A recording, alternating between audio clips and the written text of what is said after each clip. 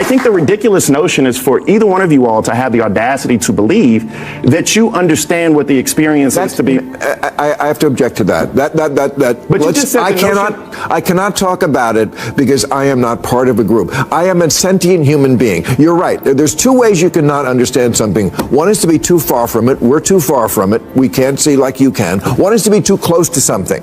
And then sometimes you can't see it accurately either. Bill Maher has all but set fire to his bridges with the left, pushing himself closer to a kind of political exile. He may never openly admit to such a betrayal, yet his fiery monologues and relentless clashes with Democratic guests tell the story loud and clear. In one unforgettable episode, Maher tore into his guest for shamelessly weaponizing race, delivering a verbal assault so sharp that the audience sat in stunned silence. The aftermath felt like watching a battlefield, raw, brutal, and unforgettable. Don't forget to hit that like button and subscribe for more explosive moments that rip the mask off political hypocrisy. I noticed that at the Super Bowl, for the first time in I think 4 years now, the Trump administration is making them take away "end racism," which they had written in the end zone, right? And when why? It just seems silly. I mean, to do it or not to do it? Why get rid of it? Oh, I could tell you why. I know, but it's just like because it was stupid to begin with. Yeah, but let me ask you, who's it for?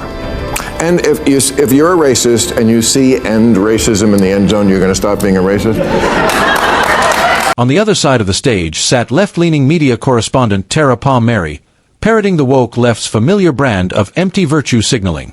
She tossed out buzzwords like confetti, as if repeating them somehow counted as real solutions. But Bill Maher wasn't having any of it.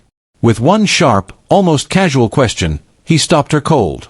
The moment was piercing, her confidence evaporated, her words stumbled, and the slogans she leaned on crumbled in plain sight. No witty retort, no clever dodge, just silence, and the uncomfortable truth that catchphrases don't hold up against reality. And that's the heart of the issue, isn't it? Too often, the left confuses flashy rhetoric with genuine progress. They march under banners of justice, equity, and inclusion, but when the conversation turns to real problems, rising crime, chaotic borders, crushing inflation, or national security, the slogans dry up, leaving nothing but air. Maher's pushback was a reminder to everyone watching: words without substance are just noise. It makes you wonder if activists ever pause long enough to realize that their chants and hashtags rarely change anything in the everyday lives of ordinary Americans. But the sentiment is basically like, don't be a... But I think it's an to nag us during a football game about something that doesn't change anything or any. If I'm not a racist and I see it, it doesn't matter. And if I am a racist, it's going to make me more of a racist. Like, I think if you write "don't be an on the end zone," everybody will agree with that. For anyone not keeping track, the "end racism" slogan didn't fade away because a president waved his hand and made it vanish. No, it collapsed under its own emptiness when corporate America finally snapped out of its woke-induced trance. For nearly a decade, CEOs and public relations teams bent the knee, splashing empty slogans across billboards and painting rainbow logos on everything in sight, desperate to appease the Twitter mobs and fringe activists. It was never about solving problems. It was pure survival in a culture addicted to outrage. But here's where the story shifts. The tide has begun to turn. The woke fever no longer holds the same chokehold it once did, and corporations are slowly backing away. One by one, they're stripping away the hollow slogans, peeling off the virtue signaling stickers, and returning to the language they once abandoned. In plain English, the mob doesn't terrify them anymore. The era of performative pandering has lost its shine, and the trend that once ruled the culture has quietly slipped out of fashion. Under the previous administration, we would have inquiries. We would request information. We would want cabinet secretaries and assistant secretaries and deputy secretaries to come before committee. We would send letter after letter after letter and get no response. The Biden administration operated literally in the shadows.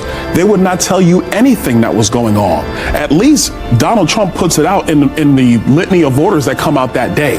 Here's what we're doing today. We're going into the Department of Justice. We are taking these attorneys and they are under supervisory review, or however they choose to phrase it. You knew nothing that was going on in Joe Biden's presidency. And yet, these very same voices have the gall to crown themselves as defenders of democracy. But what kind of democracy operates by hiding truths from its own people? With them, transparency is nothing more than a convenient myth. Every headline feels staged, Every press conference rehearsed to perfection, and every narrative polished until the real story disappears. Even when they claim to finally come clean, it's never honesty, it's just another coat of spin layered over deception. With Democrats, the closer you look, the less you actually see. Behind the curtain, it's all smoke, mirrors, and political theater designed to keep the audience distracted. Now compare that with Trump. Agree with him or despise him, the man built his reputation on actually delivering what he promised. Democrats, meanwhile, have perfected the art of breaking pledges. Take Joe Biden as the most glaring example. He swore to uphold the rule of law and let his son face justice. But when the critical moment arrived, the promise collapsed. Strings were pulled, shields were raised, and Hunter Biden was spared. A textbook case of hypocrisy, loud words on the stage, silence when the spotlight turns real. A bunch of privileged mean girls complaining about privilege and trying to make fetch happen. What a shocker that the people who see everything through the lens of race and sex see their election loss as a result of racism and sexism. Yes, if only we weren't so irredeemably unenlightened, we would have elected a black president by now. Oh, what, we did? Oh, right, and then re-elected him. Maybe you missed it because it wasn't on TikTok. Bill Maher didn't ease up for a moment. He kept pressing Tara Palm Mary, calling out the same blind spots so common on the left, closing eyes to reality and shrinking every debate down to the tired frames of race and gender. It's the oldest play in the Democratic National Committee's worn-out book. Divide the people into categories, pit them against each other with identity politics, and hope no one notices the absence of real, practical solutions. But America isn't buying the act anymore. Voters have started to recognize the trick, and the DNC's once reliable script now feels less like a strategy and more like a bad rerun. The real tragedy is that Democrats refuse to leave that hill, no matter how barren it becomes. Instead of evolving, they double down, clinging desperately to divisive narratives that may have once given them power but now only expose their emptiness. Maher's pushback drove the truth home. An obsession with identity over substance is not just a flawed strategy, it's a battle they're destined to lose. And as the clock ticks, the consequences of ignoring reality grow harder to escape. And sexism? Hillary got 3 million more votes than Trump, which in a normal country would be called a victory.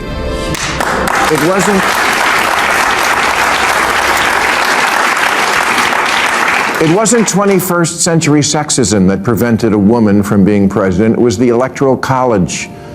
Democrats run for office as if the voters don't live here, as if they don't go to the grocery store and Starbucks and the office, but they do. They live here. Democrats love to cling to a familiar storyline, that America turned its back on Kamala Harris and Hillary Clinton simply because they were women. It's their favorite excuse, a convenient shield to hide behind whenever failure comes knocking. But as Bill Maher bluntly reminds us, that narrative was never true. Voters didn't reject them because of their gender. They rejected them because the Democratic Party refuses to grapple with the real problems weighing on ordinary Americans. Instead of tackling skyrocketing living costs, the chaos at the border, violent crime in major cities, or the growing collapse of trust in government, Democrats pour their energy into symbolic battles. They obsess over pronouns, micromanage language, and twist every conversation into yet another lecture on race or gender. And that's why Maher's critique cuts so deep, it resonates. People aren't dismissing female candidates. They're dismissing a party more fixated on identity politics than practical solutions. That disconnect explains why Democrats keep bleeding support. It's not sexism at the ballot box. It's frustration with a party out of touch with reality. And they actually see women and people of color. And it doesn't look like some patriarchal, racist nightmare. Kamala spent 100 days telling voters, I know it feels like crime and illegal immigration are bad, but f*** your feelings. Look at this chart. Yes, there's a lot to not like already about the new regime, but maybe take 1 week to ask what you did wrong. The basis for Democratic campaigns has become, we're the smart people. That we know from the get-go. And that, right there, has always been the Democrats' fatal flaw. They carry themselves as if they're the smartest voices in every room, convinced their worldview is the only one that matters. Anyone who dares to disagree, question, or even hesitate to embrace their ideology is instantly branded as ignorant, backward, or uneducated. That arrogance seeps into everything, Every speech at the podium, every debate on the stage, every carefully crafted soundbite echoed through the media. Layered on top of this is their endless moral grandstanding. They preach to the rest of America as though they alone hold the keys to virtue, as if they have the exclusive right to decide what's moral and what's not. It's exhausting, and frankly, it's nauseating. This holier-than-thou attitude hasn't won them hearts, it split the nation wide open. Instead of persuading, they shame. Instead of building coalitions, they alienate. And the result?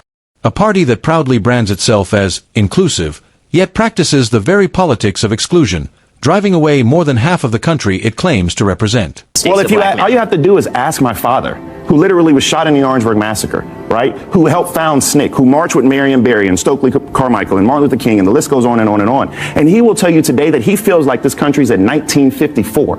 And so if you want to talk about somebody... That doesn't mean it is. Well, you said he feels that way. That's ridiculous. It is. The moment you dare to step out of line with their policies or philosophies, Democrats waste no time in slapping you with the same tired accusation. You want to drag America back into the dark ages. It's their favorite scare tactic, a way to paint every critic as some kind of backward caveman clinging to the past. But here's the reality. America has traveled a long road since the 1960s, and it's not turning back. Today, women don't just cast ballots. They shape the nation's future from the halls of Congress, from the boardrooms of Fortune 500 companies, and yes, even on the campaign trail for the presidency. We've already witnessed the historic moment of having the first female vice president, who also happens to be a woman of color. That alone shatters the old narrative and proves the country isn't trapped in yesterday's struggles. America is still moving forward, still opening doors once thought impossible. Yet instead of celebrating this undeniable progress, the left clings stubbornly to a script of victimhood, insisting on acting as though nothing has changed. It's a narrative that no longer matches the reality of a nation that continues to evolve and expand opportunities for all. I think the ridiculous notion is for either one of you all to have the audacity to believe that you understand what the experience is to be. I have to object to that. But you just said I cannot talk about it because I am not part of a group. I am a sentient human being. You're right. There's two ways you cannot understand something. One is to be too far from it. We're too far from it. We can't see like you can. One is to be too close to something. And then sometimes you can't see it accurately either. Bill Maher didn't flinch when Barry Sellers drifted into familiar race-baiting territory. Sellers argued passionately that anyone of a different skin color could never truly grasp the struggles black Americans endure. But Maher wasn't buying into that narrow frame. He cut in sharply, reminding everyone that perspective works both ways. Sometimes, being too close to an issue can blind you to the bigger picture just as much as being on the outside. Maher went further, suggesting that while Sellers' passion was undeniable, his deep immersion in the narrative of racial struggle might actually keep him from stepping back to see the broader context. It was a bold but necessary challenge, one that flipped the script and reminded viewers that empathy and understanding aren't dictated by skin color alone. Constantly forcing every conversation through the filter of race doesn't always clarify the problem. It can just as easily cloud the path to solutions. Maher's pushback revealed a deeper truth. Proximity doesn't guarantee clarity, and sometimes distance is exactly what's needed to see the roots of an issue with fresh eyes. I'm not too close to something. I am that. I know. And so, but what I am saying though is for you to discount my father's experience and say that, I'm not discounting it, and to say it was silly. I'm not. No, he was shot. No, Were shit. you shot?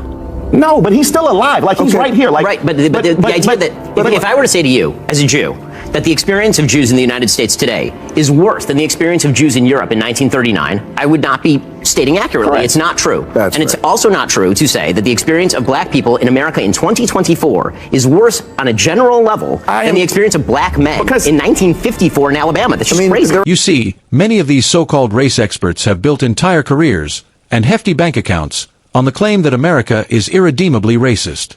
Their power, their influence, and their paychecks depend on keeping that narrative alive. So, of course, they twist facts, exaggerate stories, and stir outrage at every turn. Because if the conversation ever shifted toward acknowledging real progress, their entire business model would collapse overnight. But here's the uncomfortable truth they refuse to face.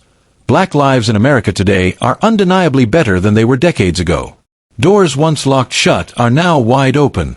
In politics, business, entertainment, and education, We've seen black mayors, governors, senators, CEOs, billionaires, and yes, even a two-term black president.